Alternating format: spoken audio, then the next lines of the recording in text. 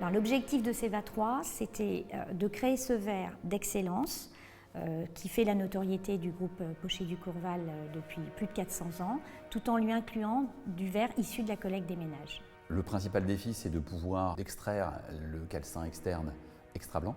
La qualité du verre était primordiale, la transparence, la brillance. Donc on a travaillé avec un partenaire qui a développé une solution de tri optique. Introduire un nouvel élément qui est ce calcin extra blanc, ça veut dire réinventer la recette. C'est un équilibre qui est précaire, qui est délicat et qui nécessite un vrai savoir-faire. Et donc c'est un défi énorme. Il faut être créatif, inventif, industriel.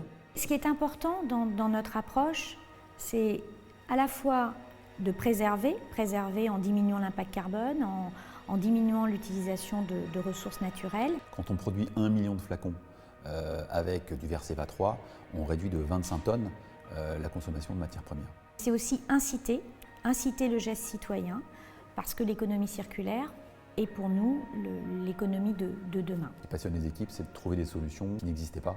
Aujourd'hui, on ne peut plus parler d'innovation sans le rattacher à la notion de responsabilité. Tout le travail qu'on mène depuis maintenant plusieurs années, c'est de réduire notre impact sur la planète. Il y a quelques années, il était impensable qu'une maison de luxe utilise du recyclé. Aujourd'hui, c'est un facteur positif et les marques de luxe revendiquent l'utilisation du recyclé.